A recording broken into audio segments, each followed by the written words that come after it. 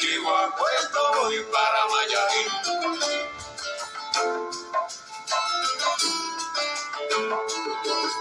De Ando Cero voy para Macané.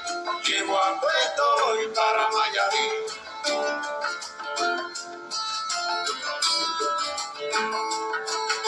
De Ando Cero voy para Macané. Llego a Puerto, voy para Mayarín.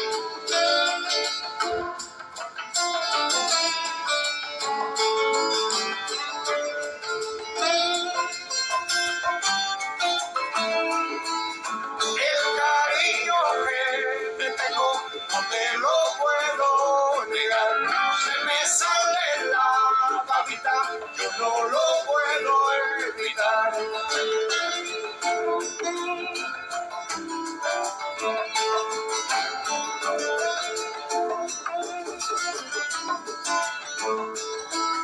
Cuando Juanita y Chan Chan en el mar servían arena, como sacudía el jibe, a Chan Chan le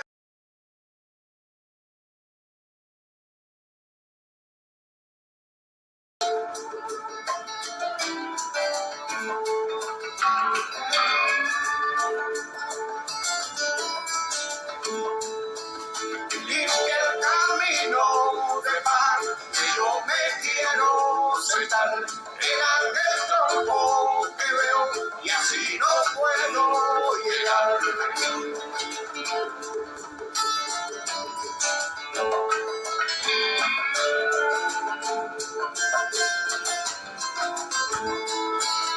De Alto Cero voy para Marcané, llego a Puerto, voy para Mayarí.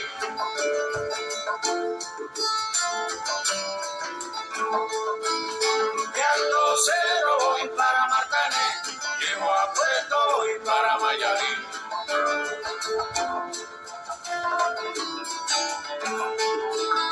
De Alto Cero voy para Marcané, llego a Puerto, voy para Mayarí.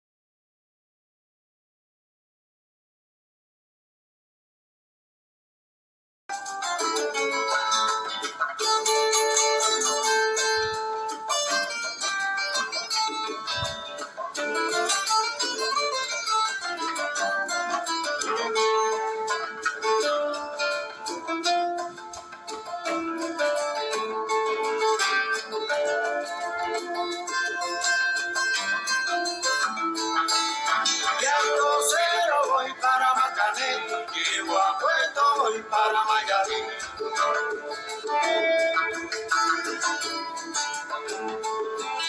De Alto Cero voy para Marcané, llego a Puerto, voy para Mayarí.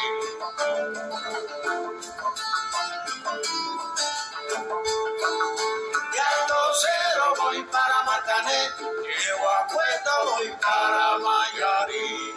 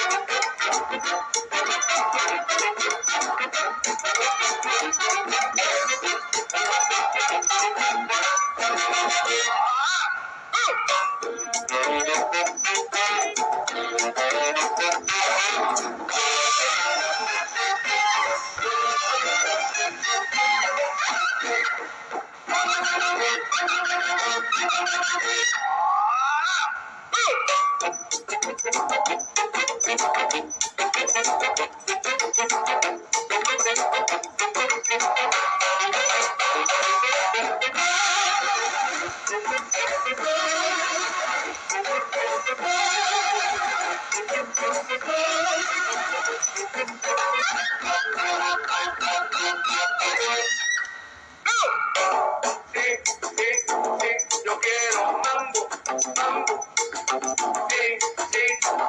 Yo quiero mambo.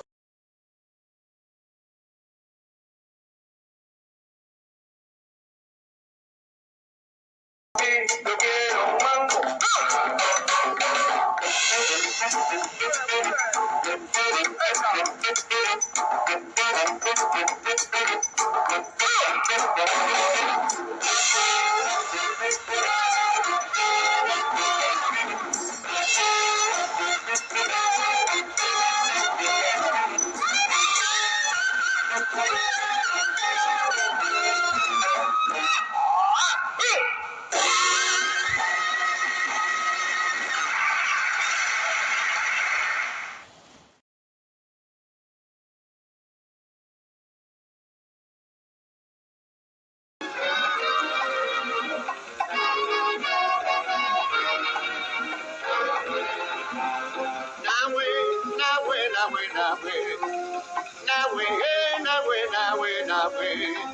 ¿Qué tú haces por aquí? ¿Qué tú haces por aquí? Ando y busco una chamaca que yo tengo por aquí. Ando y busco una chamaca que yo tengo por aquí.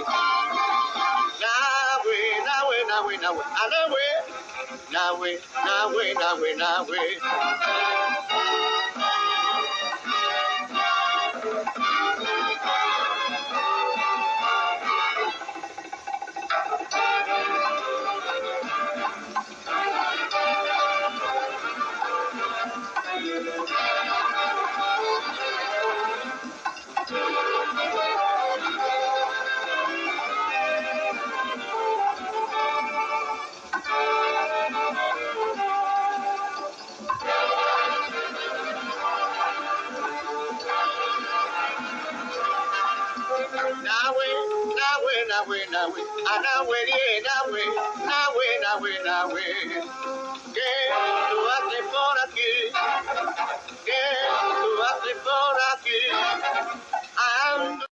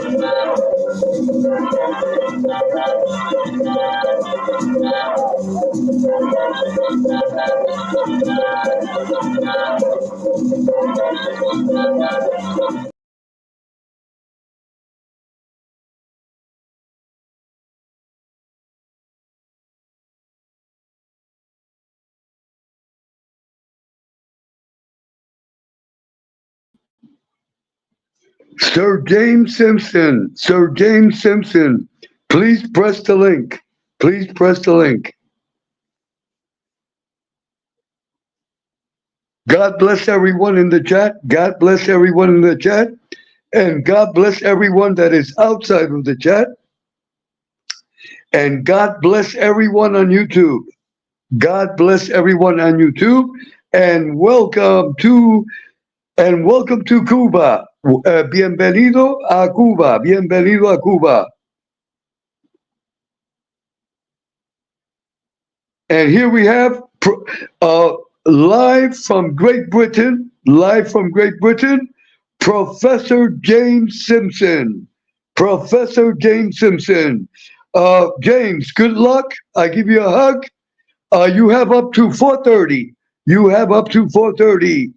God bless you, and I give you a kiss on the forehead like I do my son. Ladies and gentlemen, live from the British Empire, James Simpson.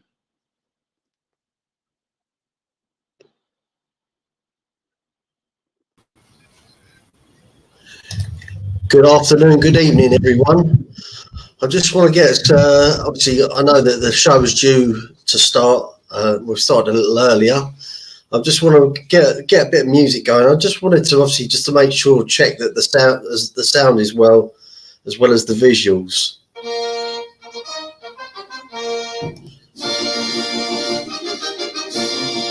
So if you could all just let me know in the chat. Hello there. Right, first off, let's start doing some introductions. Hello there, Joe Delamore. Good to see you, my man. Scottish Deborah. Hello there, how are you? Hi, Elastic Butterfly. Oh, excellent. So you can hear the music. Brilliant. That's what I wanted to hear. So I just want to get a few more people in the chat. I just want to thank everyone that's here at the moment. So obviously, thank you to Edwin, the host, of course. Cheech, my man, good to see you. Big Bambi, if you're there. Excellent. Okay. Hold on, everyone. So. Okay, excellent. Good shout, Edwin. Let's get something a bit upbeat, because I know that it's going to be a bit of a long one. So I want to make sure I can just stop at points and just get your attention and make sure I'm not going off course, yeah? Excellent. Okay. This is the one that I was after. Something a bit more beat. Okay. I'll give it a couple more minutes, everyone, and I'll kill the music and I will begin. Forgive me if I keep dipping my head, it's just because I'm looking as well, keeping an eye on the chat. So obviously as well, guys, please look out. Wrenches, you know, should be any issue, but should there be, please act. Okay.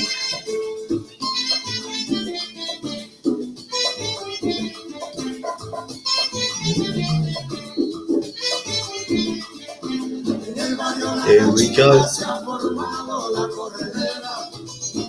Do you like this track, everyone? Give me a thumbs up if you do.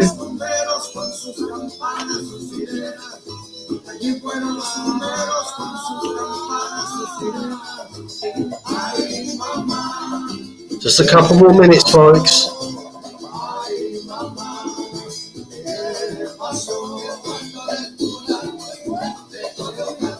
Good.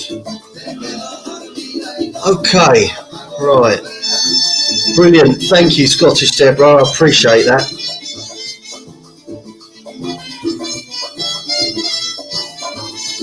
Thank you, Acid Butterfly. Brilliant.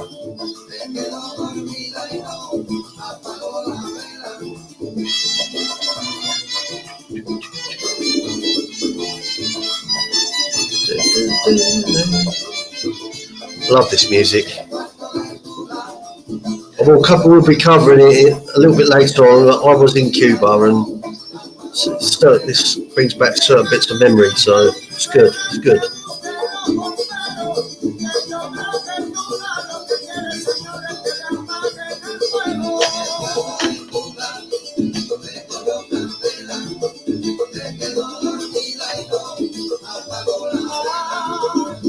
Excellent. Thank you, Latin. Right. Let's fade that down now. Okay. Right. Cuba. When you think of Cuba as the country, what comes to your mind? Is it for me?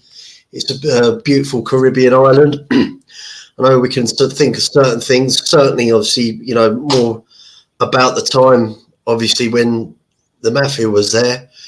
Prior to Castro, we can associate communism with it. We can associate the Cuban Missile Crisis.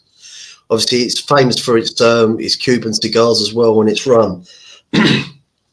So what I'll start talking about is about Cuba itself. It's probably more from a geographical point.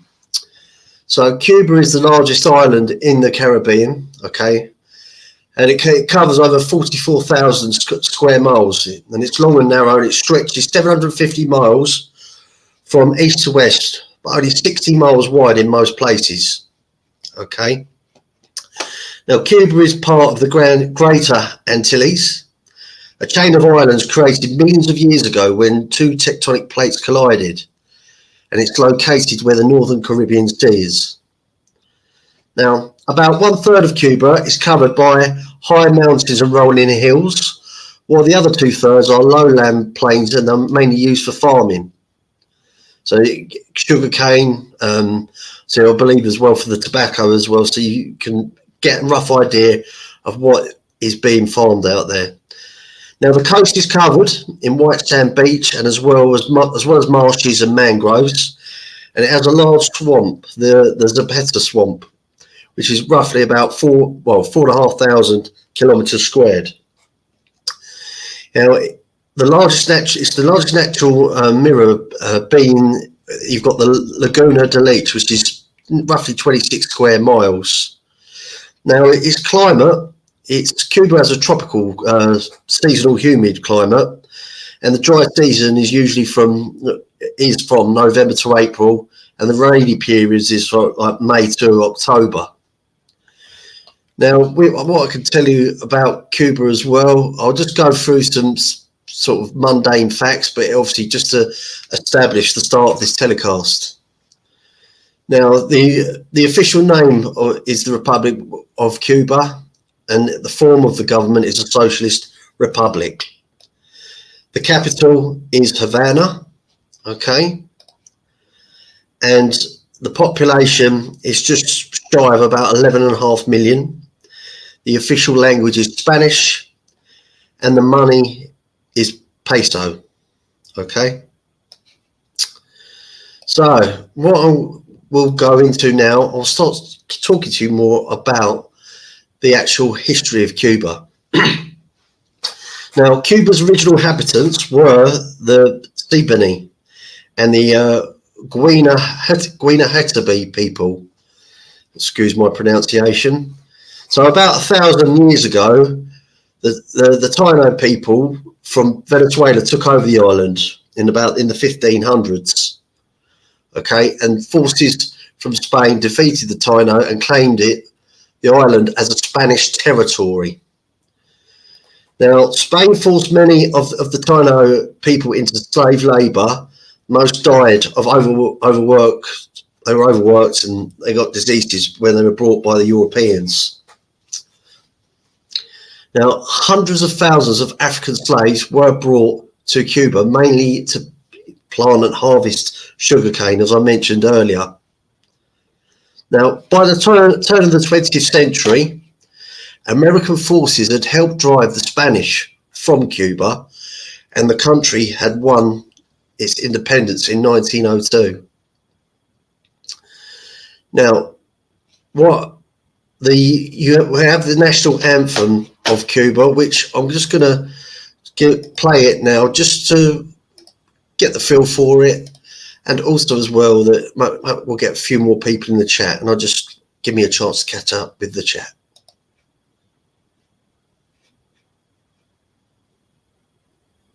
Here we go.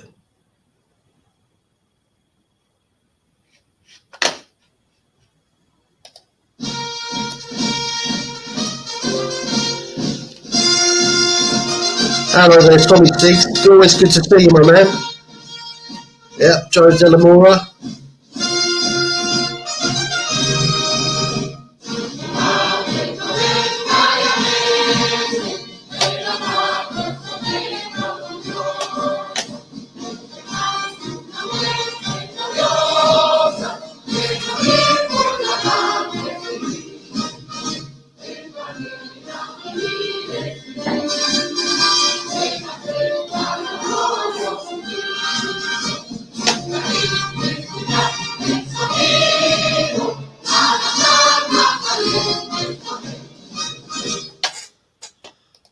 Okay, brilliant. Now, okay. So I hope you enjoyed that little bit there. Now that was the national anthem of Cuba, and now you have to forgive my pronunciation, but it's known in English as the Bayamo anthem, and it's El Himno de Bayamo, I believe. Edwin and Latin Butterfly will be able to clear that up for me, but yeah, it was first performed in 1868 during the Battle of Bayamo. Mauricio Figueredo, who took part in the battle, wrote and composed the song. The melody was also called La Bay Misa.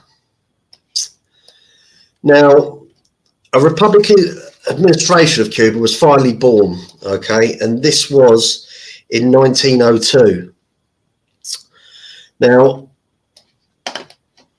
in 1902, Tomas Estrada Palmer, and I'm going to now show you a picture of the gentleman who was the first president of Cuba.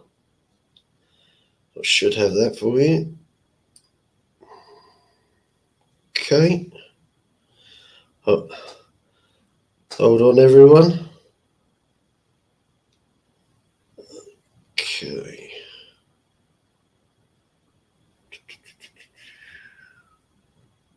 Hold on.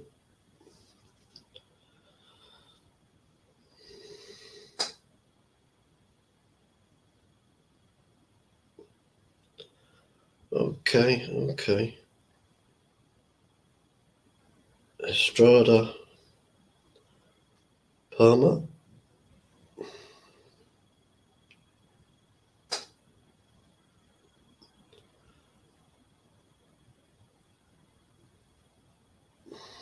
Okay. Hope you can see that there. This gentleman. Okay, he was the first. Now, Estrada de Palma, okay, was subject to heavy US influence. Estrada Palmer tried to basically retain power in 1905 and the 1906 elections. Now, these elections were contested by the Liberals. Sounds familiar. Now, leading to rebellion and a second US occupation in September 1906, US Secretary of War William Howard Taft failed to resolve the dispute, and Estrada Palmer had to resign. Now, the US government then made Charles Magoon provisional governor. An advisory commission revised electoral procedures, and in January 1909, Magoon handed over the government to the Liberal president, which was Jose Miguel Gomez. So I'm just gonna quickly check the chat here. I've got a picture, Tommy, which I'll be showing a bit later, and I've got some of the old cars that you're referring to. They are still there. They were there in 2016. I was told that as the more westernised, or the more that the West gets involved, it seems to be a lot of that old memorabilia is starting to fade away a little bit, but hopefully it's still there. So Cuba's economy obviously grew steadily, and sugar prices continued to rise in the 1920s anyway. Now, the Gomez administration set a pattern of graft corruption, maladministration, fiscal irresponsibility, and social insensitivity, especially as well towards the Afro-Cubans. Now, that characterised Cuban politics until about 1959, Now, Afro-Cubans led by Aristo Estanos and Pedro Ivanet organised to secure better jobs and more political patronage. Now, in 1912, the government troops put down large demonstrations in the Orient province, and the pattern of corruption continued under the subsequent administration of Mario Garcia Menacol. Now, Alfredo Zayas and Gerardo Machado Morales, they run the country, Alfredo from 1913 to 1921, and Morales from 21 to 25. Then in 1925 to 1933, we had another character, Fulgencio Batista. Everyone remembers him. Now, what Raymond Garusa, so Batista had his first stint between 1934 and 39 through puppets, and then it was himself again from 1940 to 1944, and then 52 to 59. So obviously what I want to touch on a little bit more is about General Batista, as he was known. So what I'm going to do here is give you some more coverage about Fulgencio Batista. Now, he was a Cuban military officer and a politician who served as the elected president of Cuba, as I mentioned.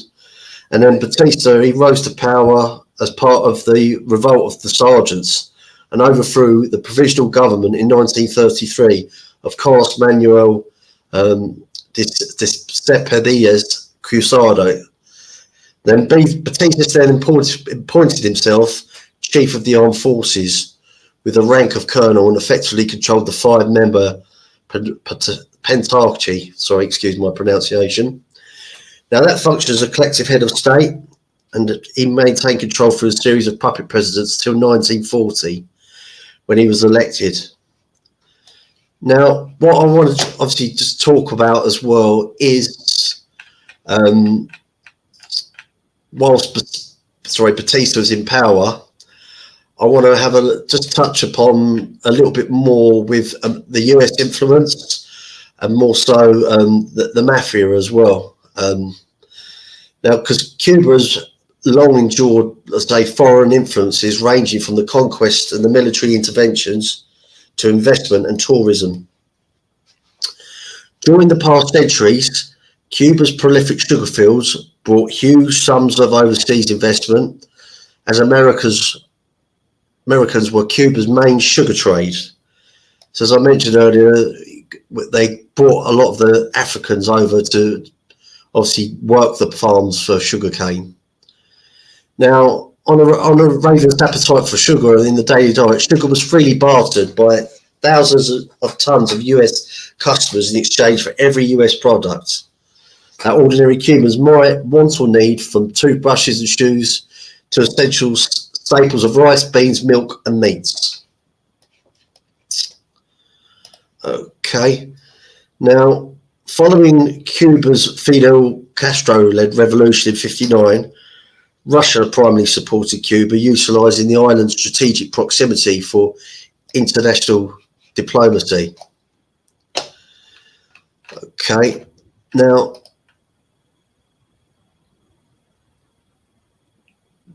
however, for one scintillation decade prior, in the 40s and 50s, another group found its profitable home in the island.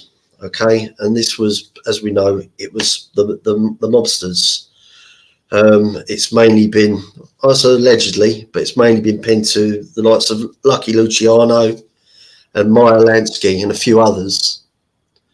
So, they were primarily New York criminals. Havana was an ideal fantasy destination from which they could operate and realise huge untaxed returns unfettered by the law of the US mainland. Now, I'm just going to take a little break here just to stop in the chat for Joe Delamora. Okay, still got people in the chat. That's good. Okay, so the mafia influence of Cuba have been initially focused on smuggling drugs and alcohol into the United States during the prohibition period. Mobsters would run while cocaine and heroin addictions rose simultaneously. Mob bosses at first refrained from the illicit drug trade, but the Sundons, the lure of big-time profits was too great to resist. So illegal drugs did enter Cuba from South America, Asia and North Africa, as Cuba was often the transshipment point before the final journey to American cities. Now, establishing in Cuba enabled the mob to store drugs before the coast had cleared for the final transshipments to the US. Now, the Cuban border and customs officers were easy to bribe. Cuban President Fulgencio Batista, a US puppet president, became well acquainted with big-time mobsters from the US, offering support for mob operations in the form of countrywide police protection in exchange for healthy cuts of profits. Following his self-imposed exile from Cuba during the 1940s, Charles Lucky Luciano returned to Cuba when Batista assumed power at the end of the decade, to be joined by the mob financer Meyer Lansky. Luciano and Lansky would soon gain control of Cuba, gambling industries, and build its casinos, setting the stage for the island's gambling boom of the 1950s. Now, following his own flight from the FBI, who were on the trail of illegal gambling operations in Las Vegas, Luciano organised the notorious Havana Conference, that's been mentioned before. Comprised of major mob bosses in Cuba. Now, the conference brought together the heads from the Cosa Nostra's 5 ruling families for discussions on ways to carve up Cuba's heroin trade, casino control, and illicit drug industries. Now, mobsters would cover for trips to the island for famous singers like, as we know, Frank Sinatra. Cuba's he was immensely popular there. Now, starting with Batista's resurgence to lead Cuba through a seizure of power with American support in 1952, rebels began taking foot led by the soon-to-become revolutionary hero, Fidel Castro. Now, Castro's return following an exile in Mexico in the mid-1950s, overall public outrage at Batista's excess, well, it accumulated in 1959 with Castro's ability to overthrow the government and establish a nation as a fledgling communist country. So I'm just going to stop right there. I just want to check the chat. Okay, and I just want to play the Cuba Viva la Revolution, because we're going to be moving on to that very shortly. Revolution. Okay. Let's see if we got that there.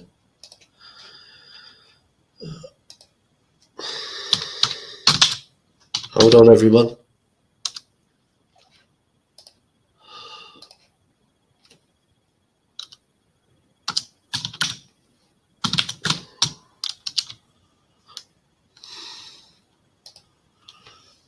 Okay.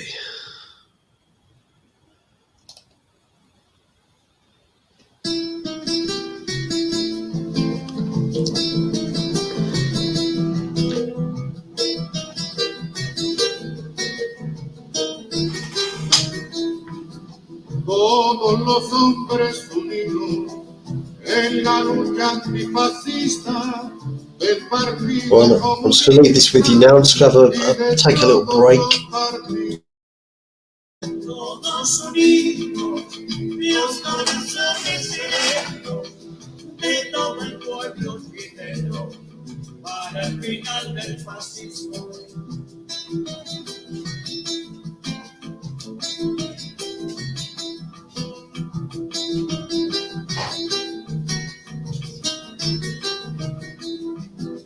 El pueblo ha de estar consciente que en esta nunca se niega, solo la unión verdadera triunfará sobre el presente. Todos unidos y los corazones serenos de todo el pueblo. Okay, so everyone, so I will be touching into, I'm going to finish off the history part, and I will then touch in on parts like cigars, rum, music, more of the cultural aspects.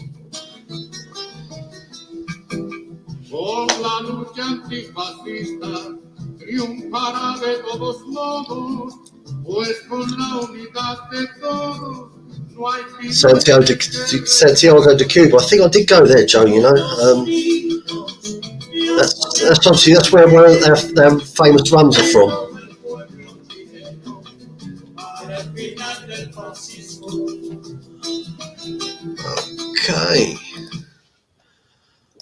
Okay, and we are back. Okay, so what I'm going to do now is I'm going to go through. I want to show you some pictures before I continue on, just because I feel it's relevant at this time.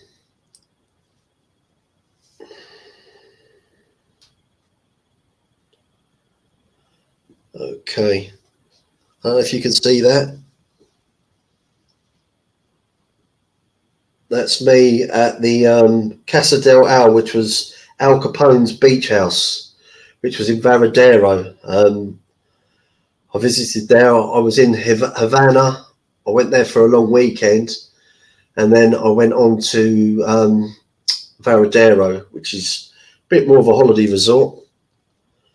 Okay.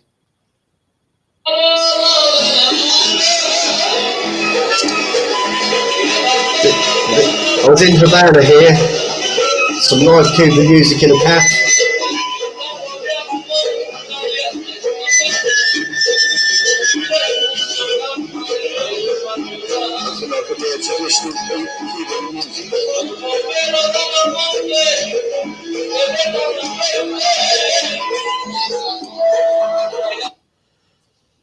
Okay. There's that building where they've got Castro's face on it on the big building. And I've got some pictures as well of myself in the Hotel Nacional. Okay, and here is basically, you got these pictures, you might not be able to see them, but of Fidel Castro visiting famous people.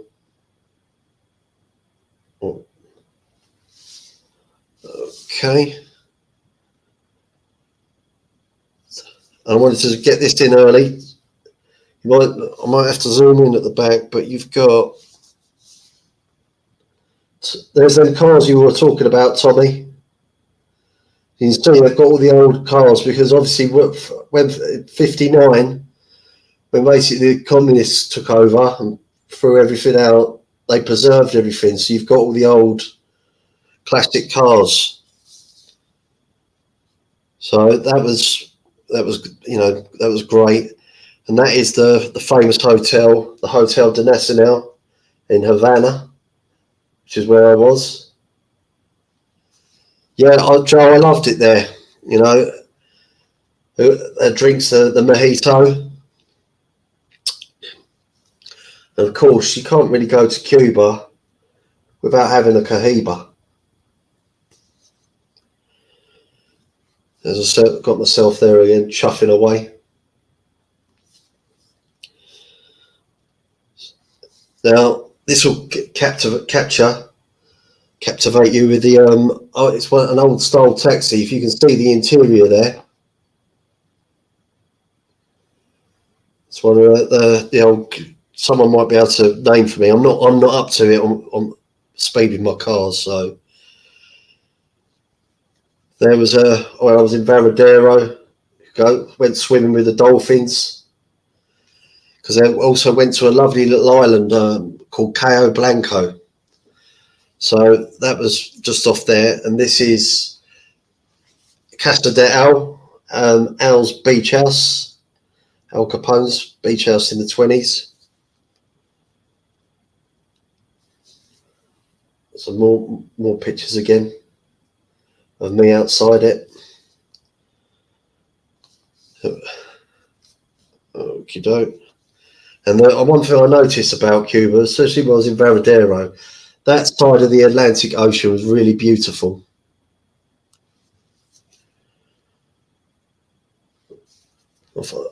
Getting off one of the catamarans.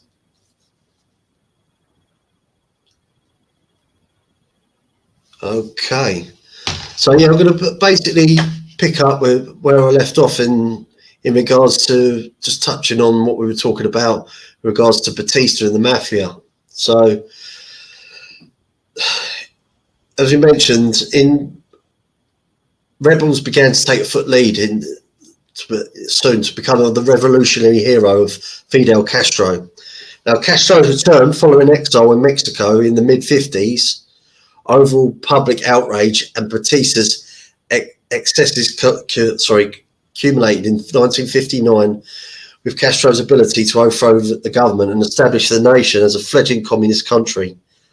Now, Batista had fled the country with his life, taking hundreds of millions with him.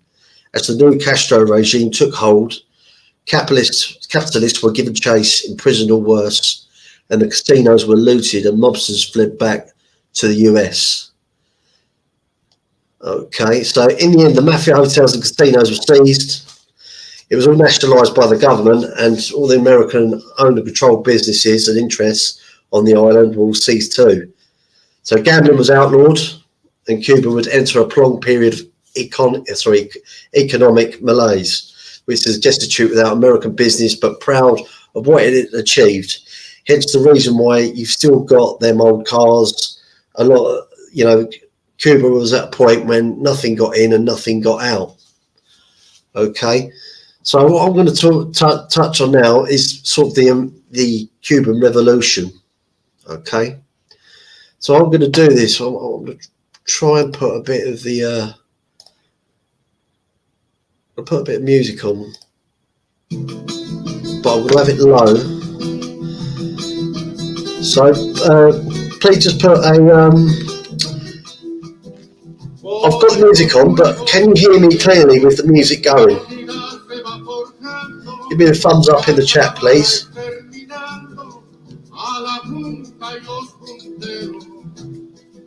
Can you hear my voice? And excellent. Can you? Okay.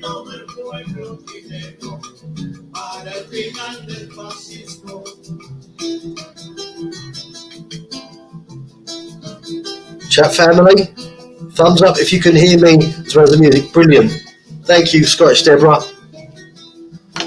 Okay.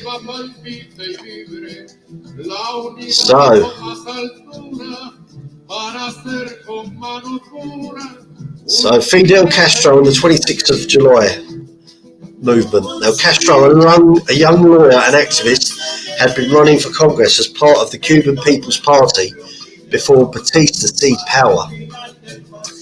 Now, seeking to arm a revolutionary opposition to the Batista regime, he led a raid against the Moncada army barracks in the city of Santiago de Cuba. Now, on July 26 in 1953, most of the group was killed. Now, Castro and his younger brother, Raul, escaped, but they were later arrested and imprisoned. Now, Fidel Castro's trial and imprisonment served to rebuild his reputation as a revolutionary leader. Now, after Batista yielded to international pressure and granted amnesty to many political prisoners in 1955, Castro headed to Mexico, where he began organising Cuban exiles into a movement named for the date of the failed Moncada attack. Now, the beginning of the actual Cuban Revolution. So in November 1956, 82 men representing the 26th of July movement, they sailed from Mexico aboard the Granma, a small yacht. Batista's forces learned of the attack ahead of the time and ambushed the revolutionaries short after they landed in a remote area of the eastern Cuba on December the 2nd in 1956. Now, though most of the group was killed, around 20 of them escaped, including Fidel and Raul Castro and one of Castro's foreign recruits, a chap called Ernest Che Guevara. Now, he was an Argentinian-born doctor. Now, reaching the Sierra Maestra Mountains, Castro's group attracted members and began a guerrilla campaign against Batista's better armed and more numerous forces. And over the next 2 years, Cuba existed pretty much in a virtual state of civil war. Now, with rebels forces carrying out attacks on government facilities, sugar plantations and other sites, as Batista's regime cracked down on anyone suspected of collaborating with Castro's revolution. Now, the rebels start to turn the tide and seize the advantage. And in response to growing opposition, Batista suspended constitutional protections for Cubans, including freedom of speech and assembly, and the following year he called for a planned presidential election to be postponed, blaming on the ongoing violence.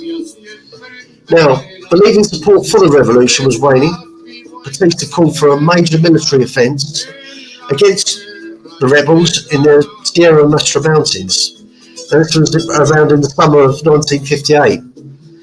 So instead, the rebels swiftly then turned back the offensive, forcing the army. Oh, excuse me. Okay. So the army withdrew, and with the international media giving for favourable press coverage for the revolutionaries, the US began to withdraw support for Batista's government, which had previously backed due to the dictator's anti-communist stance. Now, the revolution triumphant. So, in November 58, the Cuban presidential election went ahead amid widespread fraud, with Batista's chosen successor winning despite a more moderate candidate receiving more legitimate votes. As support for Batista continued to erode, the 26th of July revolutionary struck the decisive blow in 1958, with Guevara's forces defeating a much larger army garrison in the Battle of the Santa Clara and capturing a train loaded with vital arms and ammunition. Okay, so on 1st of January 1959, the rebel forces bearing down on Havana, Batista fled Cuba for the Dominican Republic, and he then later proceeded to Portugal, where he would remain in exile until his death in 1973. So, since then, as we know, that pretty much it's been a communist country. Its relations, certainly with the US, have obviously never been great. So we know about the Cuban Missile Crisis. But you know what? I want to go more. I'm going to stop right there now on the history, because I want to talk a little bit more about the Cuban culture. So Cuba itself, as we know, as I mentioned earlier, it's pretty much famous for its rum, its salsa, and its rum and cigars. Okay. So I'm going to try and pick my camera up now, and I just wanted to see if we can focus on. You see that? Is that quite clear?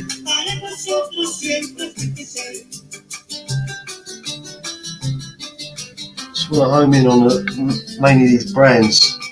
As you can see, we've got the Cohiba, the Haya de Monterrey, and the Monte Cristos. They're the sort of the real well-known brands, the global brands. And they've got there as well, we've got your value brands, which is sort of like your Habano specialists. So this is like your Bolivia, your Punch, Cuy de Rosé, and your Roman Alonso, and your Trinidad. Okay. Now, I'm not I don't mean to be a connoisseur in cigar smoking. There's probably people in the chat that know a bit more about it than me. But I will go through a few facts. Right. Okay. So, Cuba, the cigars. So just a few facts, really, more than anything. We've got the you got the Cohiba Bahiki, it was called, and they say it was the best cigar that was ever available on retail. Okay.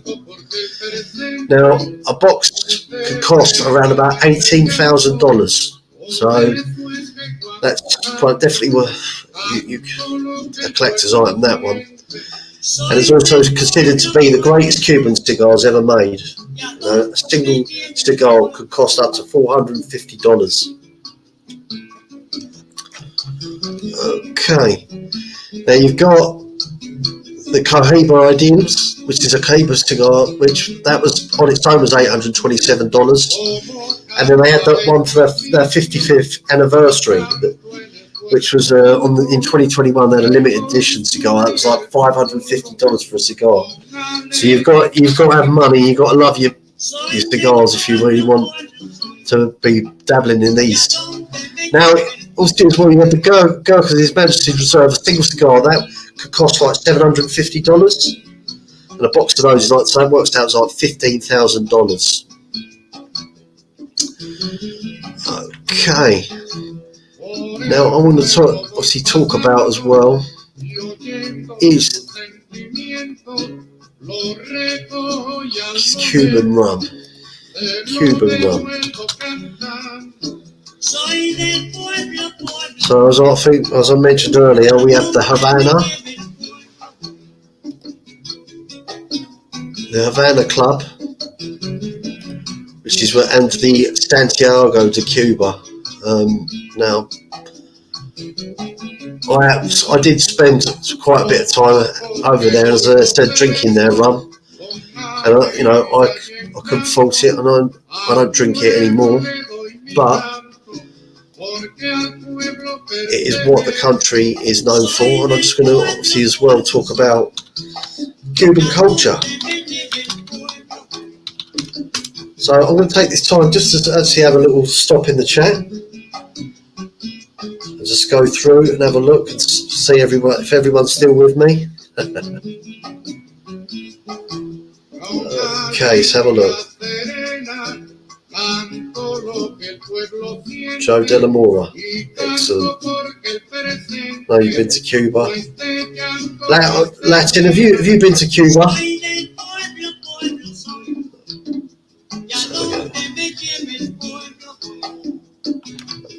Okay, Cuban culture.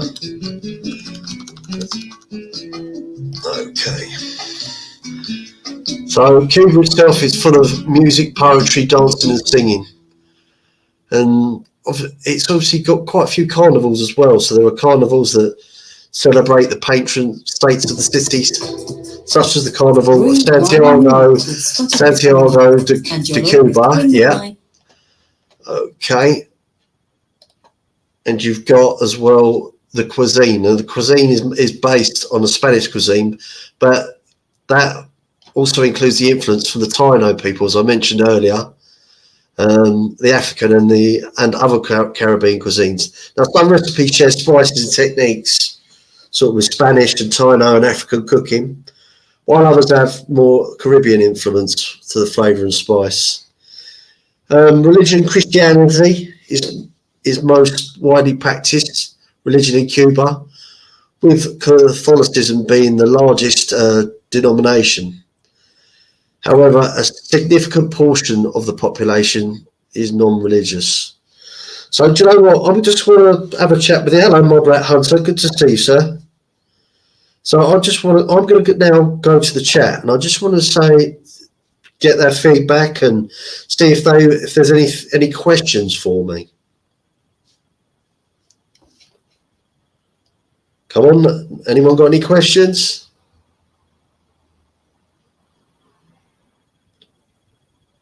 Okay, what's this from Latin Butterfly?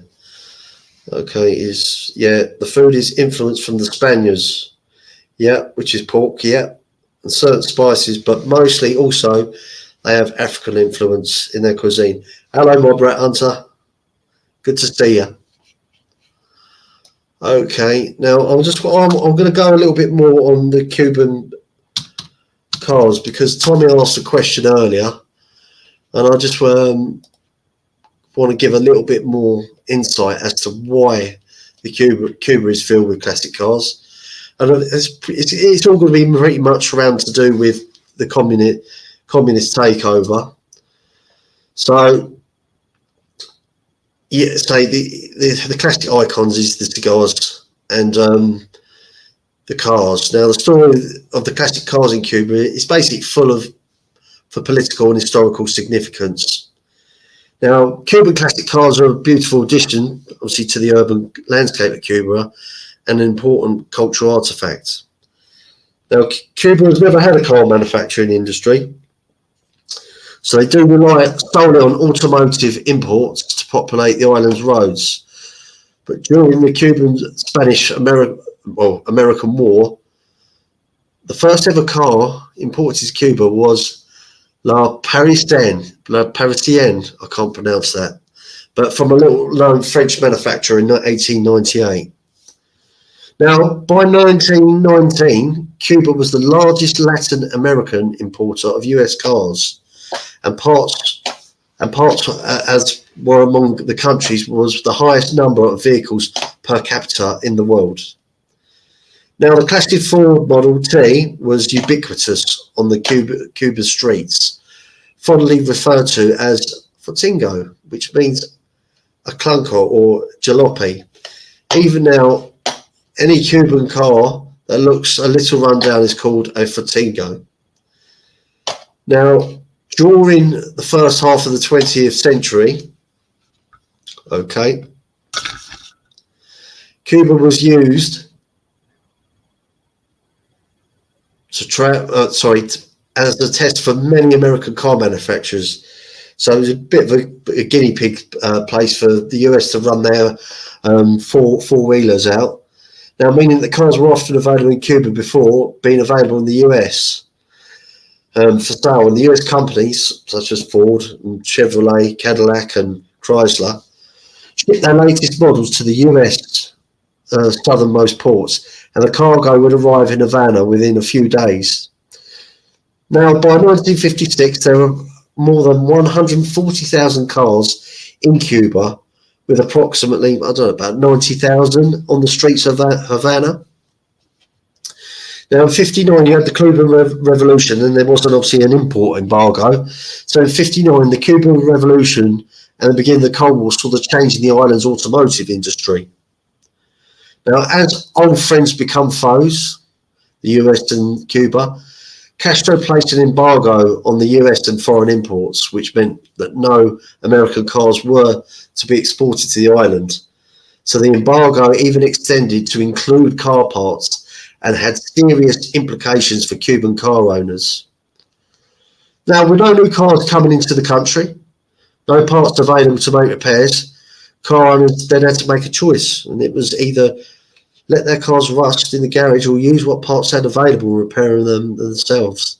So you can see just by that embargo, this is the good mentality of the Cuban people, is that they were then ready. They were able to be economical and keep their cars going. So they weren't going to be stopped by the pressure of the West. Now, as car owners needed their cars as means of transportation or to provide their families, they needed to become mechanics. So they had to obviously create innovative ways to keep their cars running. Unfortunately, the ban on American cars also included the car parts as well. So Cuban locals were forced to make repairs and restorations using parts gleaned from Russian and Chinese vehicles. Ooh. Now, primarily from the plethora of Ladas, which is Volgas and Gilas, they were still readily available. Now, you can see the range of patched up cars on display throughout the country, often painted vivid colours to hide the panelwork. However, this rolling vintage car museum in Cuba today is a reminder of the ingenuity and the revolutionary spirit that lives on in the country. So yeah, it just shows that when they're in that sort of position, and they when the going got tough, and they skilled themselves up, patched their cars up. So in 2016, Fidel Castro's brother Raul relaxed the need for permission to buy foreign cars and finally lifted the ban on importing American cars and parts. Now this led to an influx of brand new cars onto Cuba's roads. Many wondered if this would signal the end of Cuba's classic car industry. While Cuba's love of vintage cars is ingrained in their culture and makes up a vital part of their tourism industry. Now, there is another reason why you will still see plenty of old cars in Cuba. The cost. New car imports are still highly regulated, and the pricing makes purchasing a car unrealistic for Cuban locals. Now, the state has a monopoly on the Cuban car stores, which means prices are high. So, to give an example, like a Peugeot 508, that would typically retail around $29,000. Now that costs, unbelievable when I saw this, cost a whopping $262,000 in Cuba. Imagine that. These people have got nothing, It was still regarded as third world, and you want to sell them a car, bloody a Peugeot 508 of all, at $262,000. Jog on. Right, with the average Cuban citizen earning around $20 a month, it is unlikely that new imported cars are going to be part of a buying room. Oh well. So I noticed this when you've in Havana, we're out taking tour in one of the most vividly coloured vintage cars in the line. Tourists rush to book rides in classic 50 Chevys. So you can imagine as well, you've got tourists going over there, and they just want to go over there just so they can get in them old cars. So if you're a car buff, I don't know what the laws are now. Someone correct me in the chat, please. Can US citizens now visit Cuba? So if someone could clarify that, me, because if you do love your old cars, and you can get into Cuba, there's the place to go to. Good to see you, Project DARPA. Okay. So yeah, now. Okay. So, okay, is there any questions for anyone in the chat for me?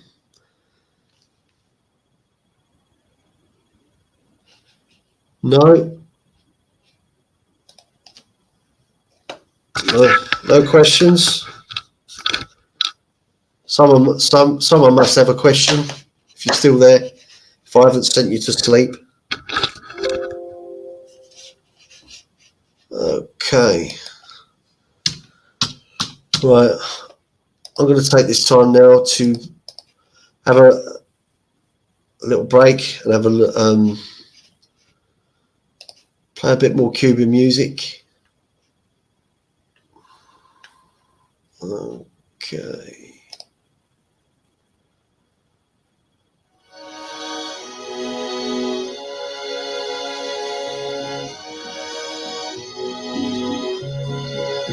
Bum, bum, bum, bum.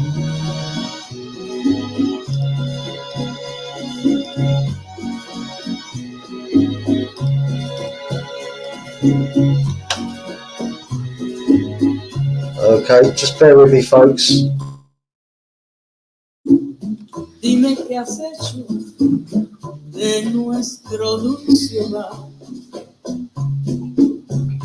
reina que un día fue la alegría de todo aquel sitial. Lágrimas vierte la sitiería que tiende a desolar,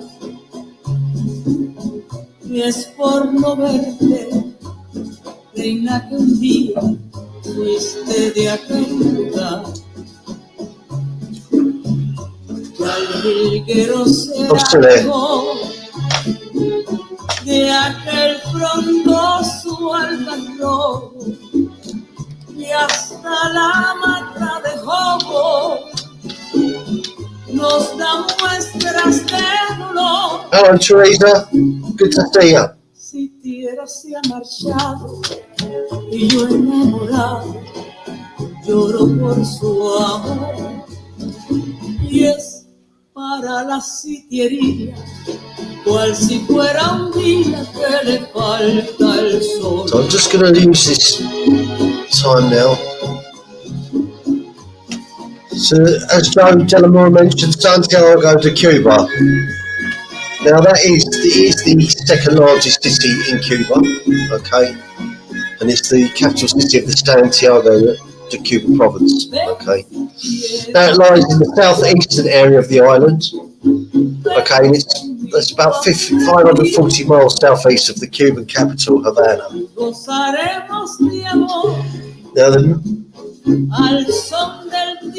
Now historically, Santa de Cuba is the second most important city on the island, after Havana, and it remains the second largest. It is on the bay connected to the Caribbean Sea, and an important seaport. Now in 2022, the city of Santiago de Cuba recorded a population of just over 500,000. Now, I'm going to now touch on, because in my pictures I was at Cayo Blanco, which was an island just off where Varadero was.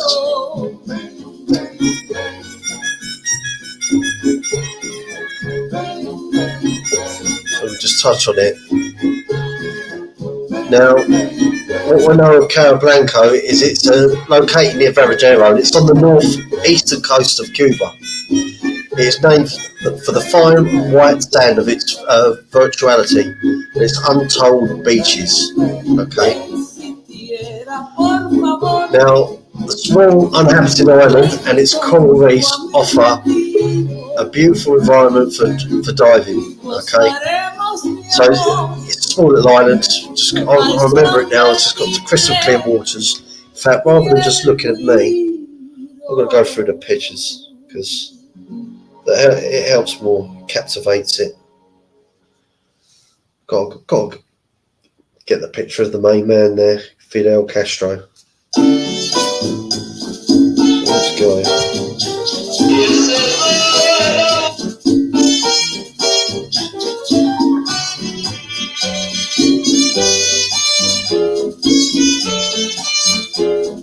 That was a great memory.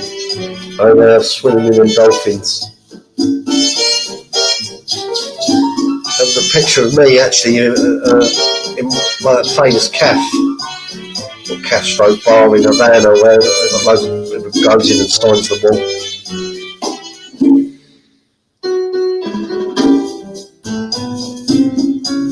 Still love those cars though. If you are a car buff, please get over there if you can.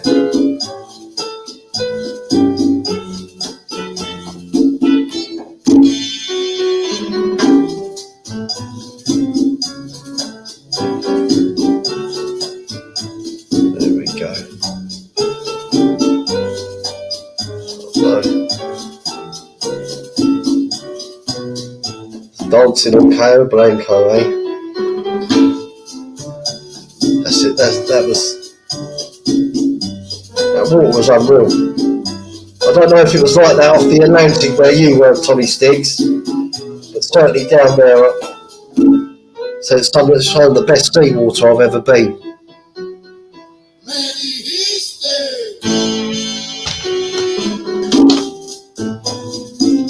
Okay.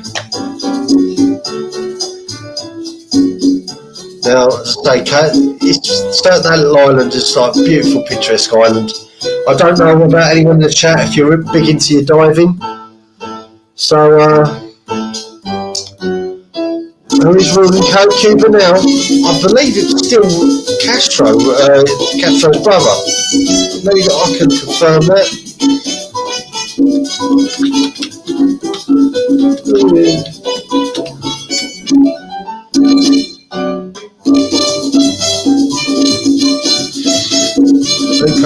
details Cuba. The president of Cuba is Miguel Diaz-Canel. He succeeded Raul Castro as first secretary of the Communist Party in 2021. So, yeah.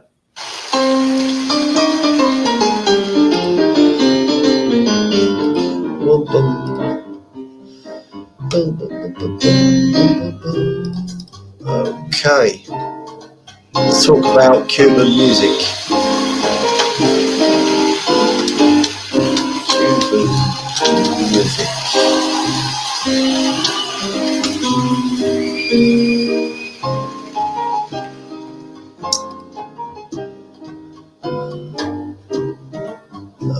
Okay, so based the history of Cuban music. Now, the Caribbean island of Cuba has been, influential in developing multiple music styles in the 19th and 20th century.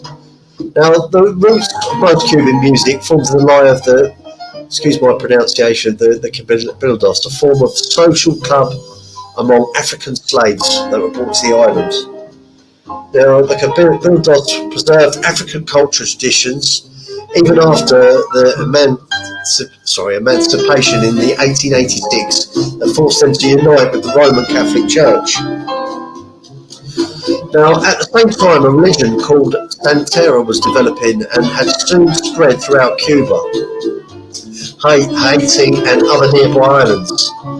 Now, Santeria influenced Cuba's music as percussion in an inherent part of the religion. So each orisha or deity is associated with colours, emotions. Now, Roman Catholic saints and drum patterns called talks by the 20th century, elements of the Santeria music had appeared in popular and folk forms. Now, Cuban music has its principal roots in Spain and West Africa, but over time has been influenced by diverse genres from different countries. Most important among these are France, the United States and Jamaica, and reciprocally, Cuban music has been immensely influential in other countries, contributing not only to the development of jazz and salsa, but also Argentinian tango, I love Argentinian tango, Ghanaian high life, West African Afrobeat, and Spanish Nuevo Flamenco. Okay. Latin Butterfly, Raul stepped down in 2021. Okay. So, folk music. Now, thanks, Tindu. Good to see you, my man. Thank you. Now, the natives of Cuba, as I mentioned, were the Taino, and the Arak and the Siboney people, known for a style of music called Arato. That's how you pronounce it. Now, large numbers of African slaves and European immigrants brought their own forms of music to the island. European dances and folk musics included zapateo, fandango, zampado, ritambico, and canción. Now, later, northern European forms like waltz, melek, gavet, and mazurka appeared among urban whites. Okay. Now, Fernando Ortiz, a Cuban folklorist, described Cuba's musical innovations as arising from the interplay between African slaves settled on a large sugar plantation and Spanish or Canary Islanders who grew tobacco on small farms.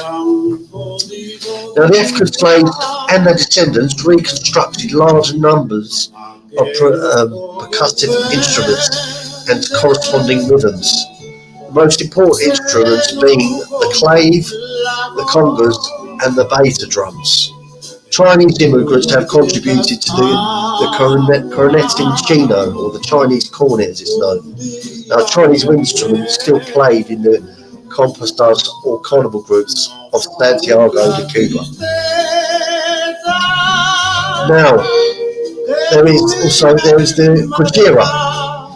Now, the original Kujira was earthy, dried, raw acoustic music, possibly related to Puerto Rican Jimero. Now, it appeared in the early 20th century and is led by a 12-string guitar called a tres, known for a distinctive tuning.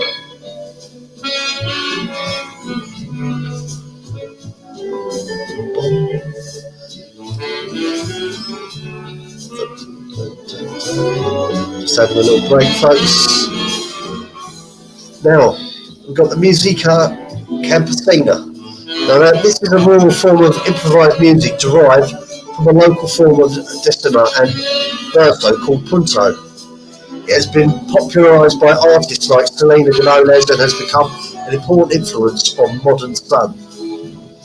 Now, while remaining mainly unchanged in its forms, provoking a steady decline in interest among the Cuban youth, some artists have tried to renew Musica Campesina with new styles, lyrics, themes and arrangements. Okay, now we've got the danzón. Okay, now this European influence from Cuban's later music development is most influentially represented by danzón. Now, which is an elegant dance that became established in Cuba before being exported to popular acclaim throughout Latin America, especially Mexico. Now, its roots lay in European ballroom dances like the English country dance, French contra dancing and Spanish contra danza. Now, danzón developed in the 1870s in the region of Matanzas. Now, where African culture remained strong and developed in full by 1879, played by the Orquesta Típica, an informal military marching band. Now, danzón involved from the habanera incorporating African elements, and were played by artists like Michael Farid, added elements from the French contradance and laid the way for future artists like Jose Earth, Enrique Jurin and Antonio Maria Ramu. Now, also as well, you had the Haitians in Cuba, which was the charanga. Now, other forms of Cuban music include the bolero ballads from Santiago and small French Creole bands called charangas. Now, charangas come from the Haitian refugees during the Haitian Revolution in 1791, who settled in the Orient and established their own style of danzón, forming a kind of cabildo called the Tumba Francesca, and became known for comparsa, mambo, chahaco, I can't pronounce that, and other kinds of folk music. Now, got the chango. As I say, this is a rapid form son of the Eastern Province. And it's put around Santiago and Guatemala, known together as Orient. It's unclear how the chango originated, whether it was a precursor to the classic style, but it's sometimes as well, the changa is characterised with strong emphasis on the downbeat as well as very fast and very percussive. While it was a lunar rave and modernised the chango musicians such as Canido Fabre and recently Los Dan Den gave it the contemporary feel it has today. Most importantly, Los Van Van, led by Jean Formel, drew on the chango, adding tambourine, synthesizers and more percussion to create songo. Okay, right, I'm going to take this time now because I think I've been waffling enough. I'm going to thank you all, and I'm going to play some music, and I'll go through the chat, and I'm happy to take any questions. Okay. I'm going to put on a bit more Cuban music. I hope you took something away from this, everyone.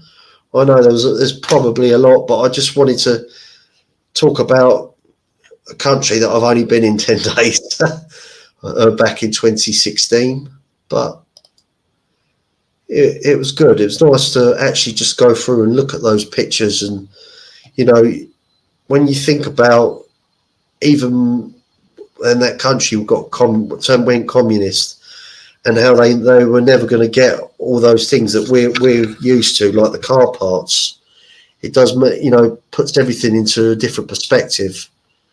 You know, it makes you a bit humble. And, you know, when people are moaning and complaining that they haven't got this, they haven't got that, you know, these guys, they rolled, the guys and girls rolled their sleeves up, you know, and got going. So it puts everything into perspective. Okay, let's put a bit more music.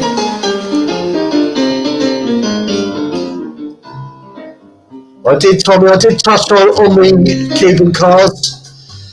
I made a point of it because I know that I did see you earlier. Just thought of giving you touched on the point maybe as to why the old cards were there when the embargo came down. And a lot of the old cars, like the Fords, the Chryslers and the Cadillacs, they were manufactured and maintained because not only did they put an embargo on the cars, but our car parts didn't get in. And so the Cubans learned to be economical and self-sufficient.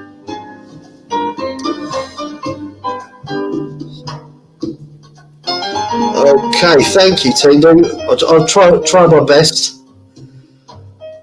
But I know there's probably not many left in the chat, but I'm glad people at least came along. I know it's a selective taste, but I wanted to do this because I've been to Cuba. Obviously, I wanted to do it as well for our host, Edwin. The only thing is, my Spanish is not very good, so not being able to get the pronunciations right, so you have to forgive me for that. I'll have to learn Spanish.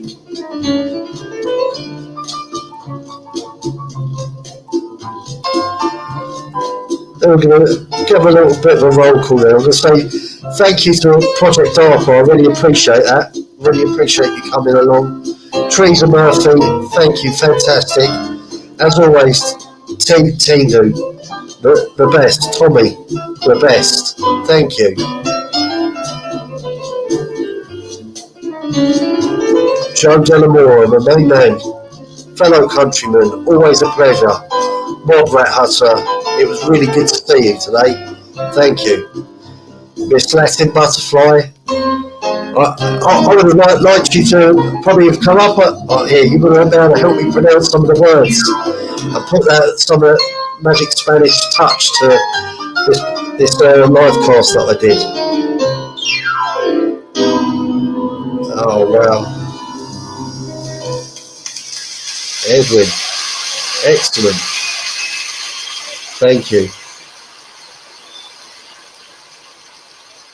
Brilliant. Okay, Scottish Deborah, thank you for coming along. Thank you, Miss Bambi. Always a pleasure. It makes you want to go back out to Cuba, you know, because I think I'll do things a lot differently. I'll certainly go a little bit more out around it rather than just I did the weekend at Havana and then sort of I was over in Favadero really, which is more of the holiday resort type place. But it was good. It was good. You know, but I just feel like maybe I'm a little bit more mature now. 9 years on. It's been really interesting. Oh yes, I've got Edwin as well, Mr. Jimenez. That'd be great. I don't know if obviously Puerto Rico's not too far from there, so I don't know if Edwin would ever go there. Maybe he's been. I'd be interested to know.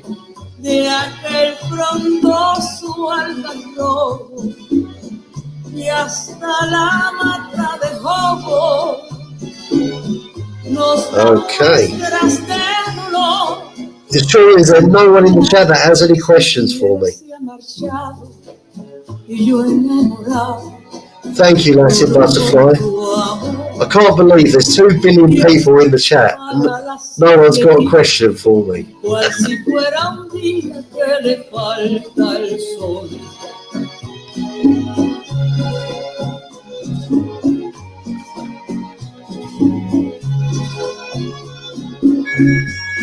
I'll play some Cuban music then. We'll just chill out.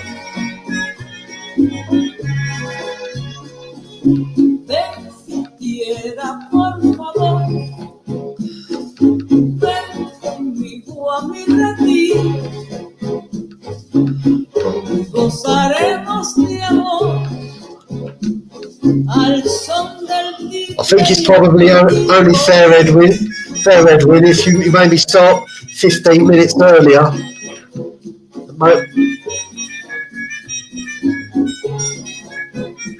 When is the next show?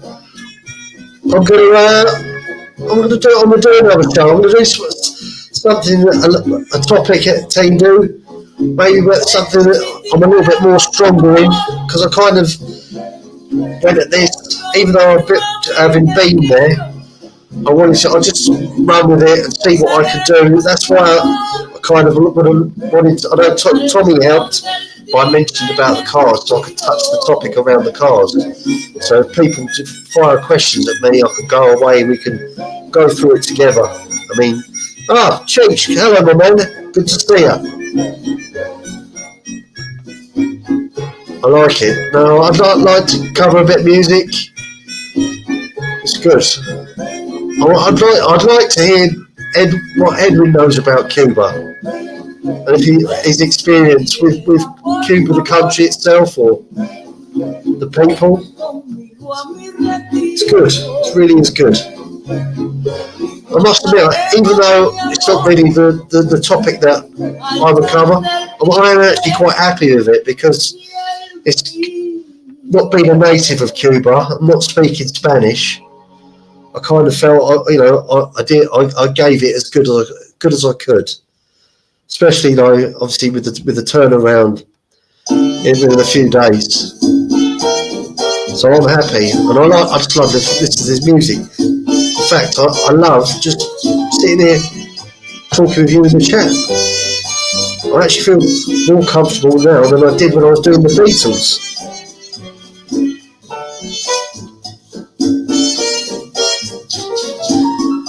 Excellent.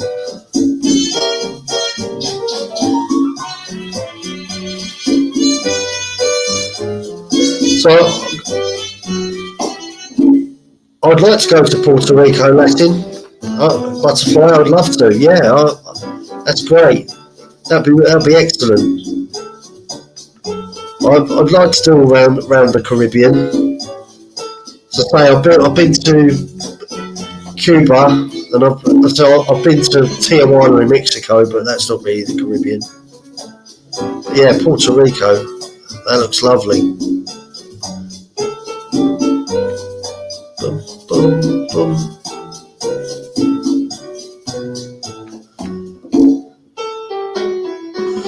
Is there anyone that is left in the chat?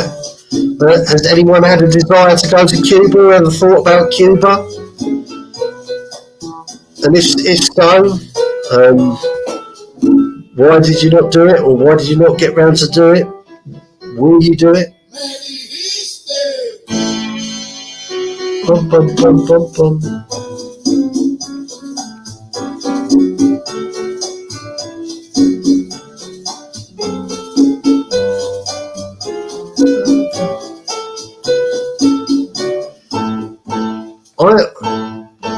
That's a good question, Cheech.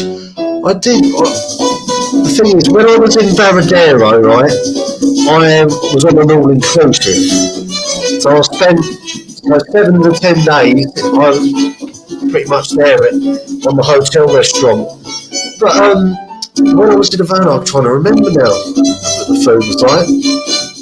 Yeah, it was good. It was good. I think a lot of the Cuban dishes as well. Pork, rice. The only thing I tend to remember is drinking of the rum. Yes, they did. Yeah, Cuba did. I'll tell you, Tina, who I went to see, actually at Madison Square Garden, not the theatre, and that was Lomachenko, and he had Rigondo. Do you remember Rigondo? They couldn't quite get him the fights, but there's some really good Cuban boxers. Yeah, I remember that. I always have, just feel sorry for them, because unless you generally now, it's getting a bit better, but Cuban boxers, because they can't speak English and they don't get sort of nurtured in the United States. Yeah, that's right. Tia Firmo, yes. Adonis Stevenson, yeah. Yes, we've got some great fighters, but you know, did Adonis did he relocate to Canada? So I think that's the one you're talking about. Yeah, but because they don't get the right market in there, boxing is sort of influenced from the entertainment business. That's really where the money, the boxers start making the real money when they can actually sell their product. And it's a shame really because it should be done on their skill. Really good. But yeah, they've had some great fighters. Okay, thank you for that, Chenshin team. That was brilliant. That's really good in helping. Got some people to bounce off.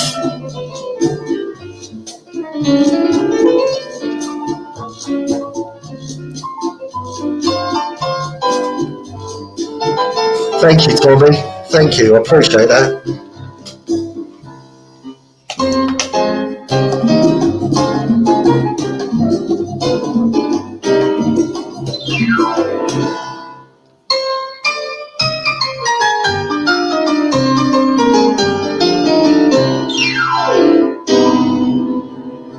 Kid Galavan, yeah.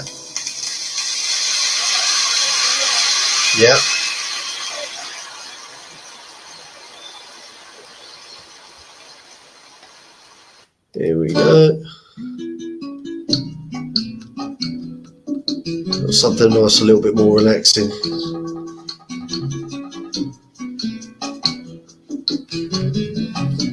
Do with a Havana Club now. But Monte Cristo. Por eso es que cuando canto, canto lo que el pueblo siente.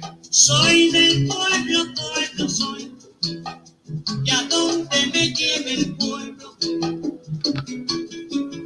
So has anyone in the chat planning to, thought about being to Cuba? Is it something that would appeal? Yo canto el esfuerzo duro de construir el futuro con alegre sacrificio. Soy del pueblo, pueblo soy. Jose Naples, yeah.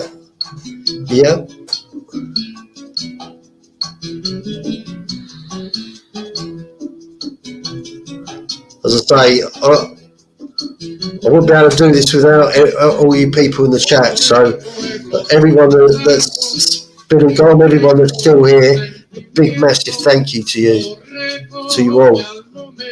And likewise, I know Edwin would say the same.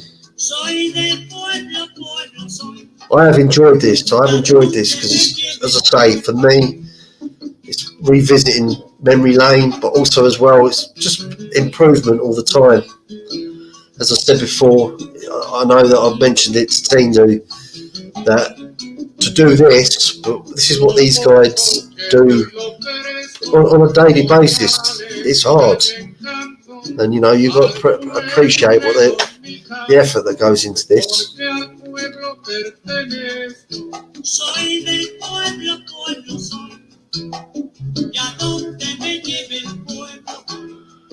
But I just want to just use this last part now just to give you everyone a chance just to ask questions, and while we're on the subject, we can do that.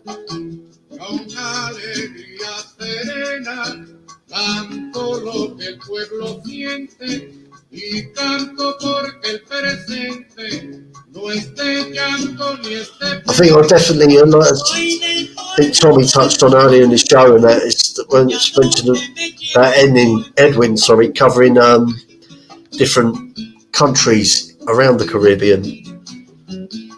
That'll be good. I know Edwin will be able to do it a lot better because he could be able to do the Spanish pronunciations. That'd be good. Latin, are you still in Latin Butterfly? Sometimes That would be. figuring I'll out tell you what. That how would can be feel like a really good one. If Latin Butterfly and Edwin did sort of a back to back, and they did a show covering Latin America or covering a country, that'd be really good.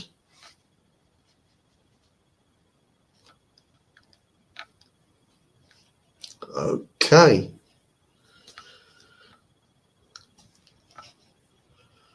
Okay, Edwin, I'm going to say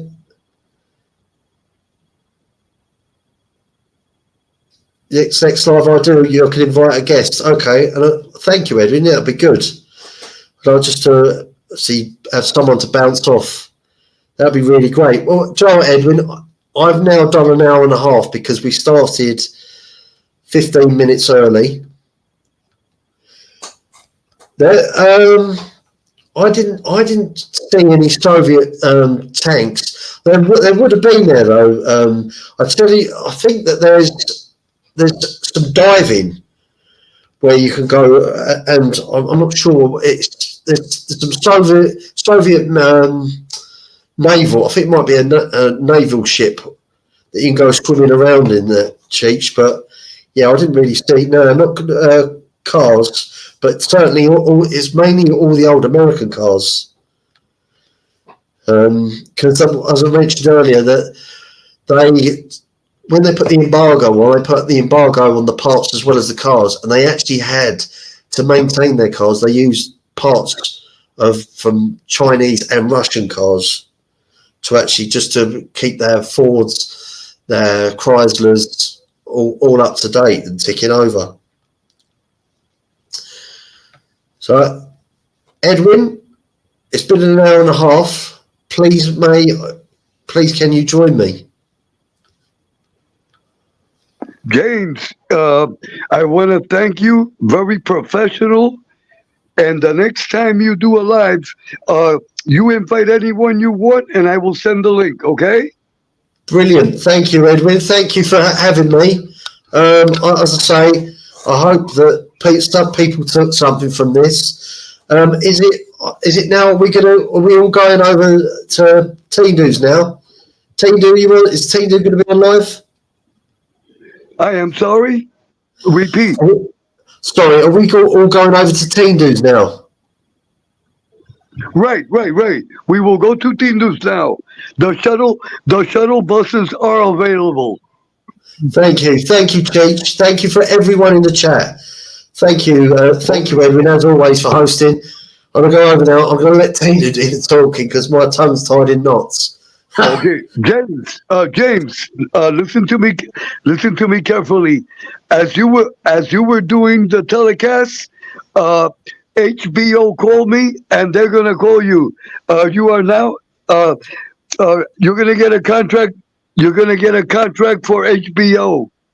Excellent, but Edwin, they have to deal with you because you're my agent. You're my agent, so okay. Everything has to be directed through you. But all kidding aside, you did excellent. You are a professional. You can run a company. Thank you for your kind words, Edwin, and thank you to everyone. As I say, we're all here for each other. Okay. Brilliant.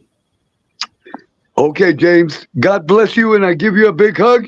And we now go to Uncle Tindu's. Uncle Tindu, that I hope he's drilling the hole in the backyard.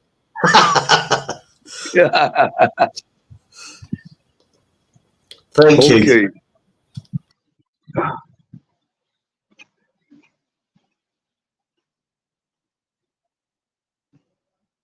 Okay, everyone. God bless you all. Again, I want to thank James Simpson. Very professional. May God bless you, James. And God bless everyone. God bless everyone. Now we go to Uncle Tindu.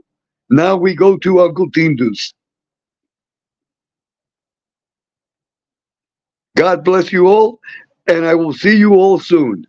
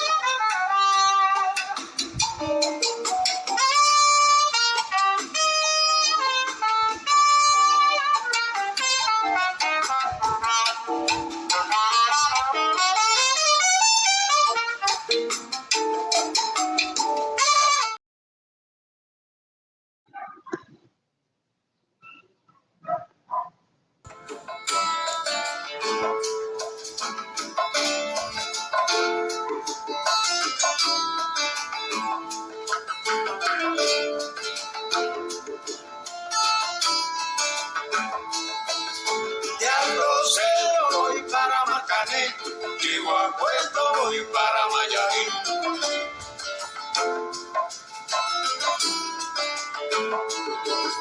De Aldosero voy para Marcané, llego a Puerto, voy para Mayarín.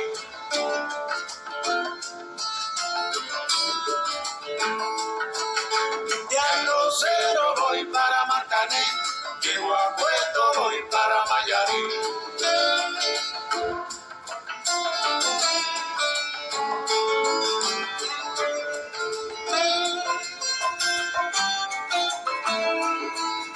El cariño que te tengo no te lo puedo negar.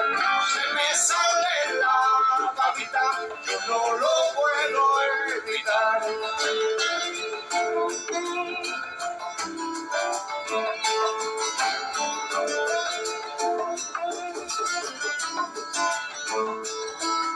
Cuando Juanita y Chan Chan en el mar servían arena, como sacudí el jibe, a Chan Chan le